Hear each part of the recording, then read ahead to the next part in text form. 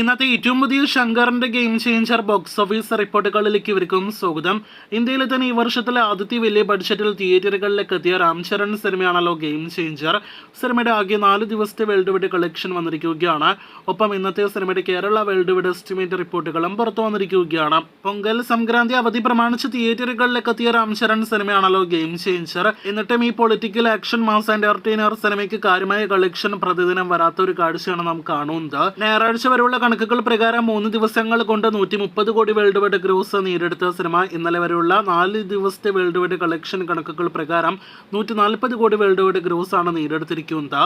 അതായത് ഇന്നലെ മാത്രം സിനിമയ്ക്ക് വെറും 10 കോടി രൂപയാണ് വേൾഡ് വൈഡ് ഗ്രോസ് വന്നിരിക്കുന്നത് എന്നർത്ഥം. ഇന്നും സിനിമയ്ക്ക് സമാന കളക്ഷൻ മാത്രമേ പ്രതീക്ഷിക്കുന്നുള്ളൂ. അങ്ങനെയെങ്കിൽ ഇന്നത്തോടെ 5 ദിവസങ്ങൾ കൊണ്ട് സിനിമയുടെ വേൾഡ് വൈഡ് ഗ്രോസ് 150 കോടി കടക്കുന്നതാണ്. ഇതേ രീതിയിൽ മുന്നോട്ട് പോകുകയാണെങ്കിൽ 225 കോടി ഷെയർ വേണ്ട സിനിമയ്ക്ക് 100 കോടി ഷെയർ കളക്ഷൻ പോലും വേൾഡ് വൈഡ് ബോക്സ് ഓഫീസിൽ വരുമോ എന്ന് സംശയിക്കുന്നു.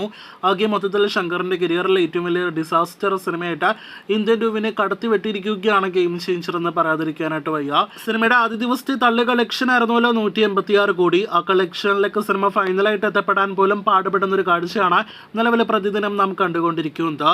ഇനി നമ്മുടെ കേരളത്തിലേക്ക് വരികയാണെങ്കിൽ ഇന്നലെ സമയം 6 ലക്ഷത്തിന് മുകളിൽ കേരള ട്രാക്കിംഗ് ഗ്രോസ് ഉണ്ടായിരുന്ന സിനിമയ്ക്ക് ഇന്ന് 4 ലക്ഷത്തിൽ പരമാണ് കേരള ട്രാക്കിംഗ് ഗ്രോസ്. കേരളത്തിൽ 80 ലക്ഷം രൂപ പോലും ടച്ച് ചെയ്യാനായിട്ട് ശ്രമിക്കാകുന്നില്ല. 1 കോടിയിലേക്ക് ഇങ്ങനെ പോകുകയാണെങ്കിൽ ടച്ച് ചെയ്യാനുള്ള സാധ്യതയില്ല എന്ന് തന്നെ പറയാം. എന്തായാലും കാത്തിരിക്കൂ ഗെയിം ചേഞ്ചറിന്റെ ഫൈനൽ വരെയുള്ള ബോക്സ് ഓഫീസ് റിപ്പോർട്ടുകൾക്ക്.